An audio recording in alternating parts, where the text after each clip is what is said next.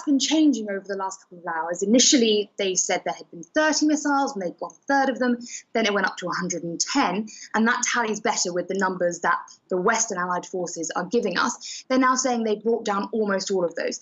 Still, the Russian government and the Syrian government only confirming one of those hits on that scientific research center in Barzeh near Damascus, which some people say the Syrian government are saying is an education center, and the Americans are saying was actually used as a chemical weapons research facility. Now, the other hits that may or may not have taken place were around Homs. We heard there were two others, a base and a storage facility. We still don't know if that happened. There's also a Air Force base where we think that the chemical weapons attack took place from that supposedly has been hit. Rebels in the Kalamun Mountains saying that's the case. Still no confirmation of that.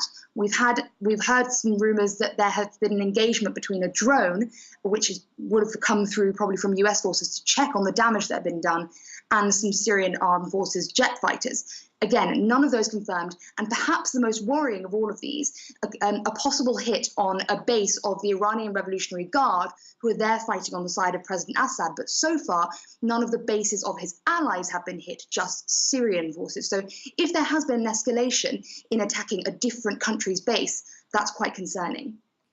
Leila, you mentioned Iran there. We have heard reaction from Tehran. Also, Hezbollah has been speaking out. What other kind of reaction has there been coming in from regional leaders? Right, so over the last couple of hours, we've had more of these. Now, Hezbollah stepped forward yesterday. Hezbollah, the Islamist organization in the south that has lots of foot soldiers in Syria helping President Assad through the Iranian government. They came through yesterday bringing Israel into the fray, saying Israel and America are linked and they'd be ready to fight if anything happened. However, earlier today, they released a statement. Hassan Nasrallah released a statement, the leader, saying, although we condemn this and this is a terrible action and targets the Syrian people, but not actually being bullish about any sort of action on their part. The Israelis then got involved and came forward saying that this was an absolutely necessary strike and that chemical weapons cannot be tolerated, adding though as well, bringing Hezbollah, their regional rival, in and saying that they're concerned both about the Syrian government and about Hezbollah behavior. And then of course from Iran, we had this reaction damning the strikes and saying that it was an infringement upon Syrian sovereignty. And Leila, we've been hearing from the British Prime Minister Theresa May. She hasn't ruled out further action depending on how Syria or Russia react to those airstrikes this morning. What should we be preparing for over the coming hours, over the coming days?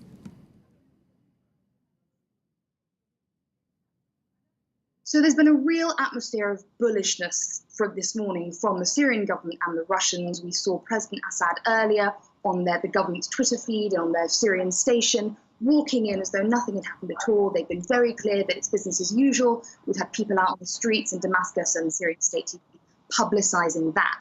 Then from the British government, quite a lot more hawkish on this than we would usually expect from them. But of course, they've got a little bit more skin in the game because they have just experienced on their own soil a chemical weapons attack by the Russians. So they really can't afford to be messing around with this. So Prime Minister May there saying this morning, we heard from the Americans when it was announced, the missile strike was announced, we heard them saying this was a one-time strike and it would depend if anything else happened with chemical weapons. Prime Minister May slightly more hedging her bets there, saying this was the first step we needed. We decided not to wait any longer to see if the chemical weapons inspectors came back with a report because we were absolutely sure they'd done it. And it wasn't just about this recent attack in Douma, but the use of chemical weapons over the last few years. And now they really want to see a response. Now, we're not getting any kind of response or backing down from either the Russian government or President Assad's government. So we're really still exactly at loggerheads, and everyone is poised for another strike here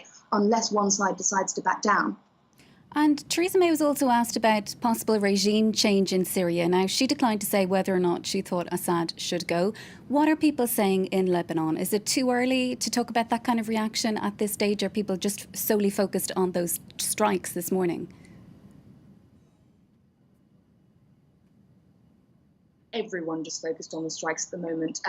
As I say, we didn't expect these last night because as far as everyone was aware, these inspectors from the Organization for the Prohibition of Chemical Weapons from the UN were going in last night. It turns out that they didn't go in last night. They may be going in this morning. That's not yet confirmed. So these strikes came as quite a surprise to many people. So really, we're looking ahead to that.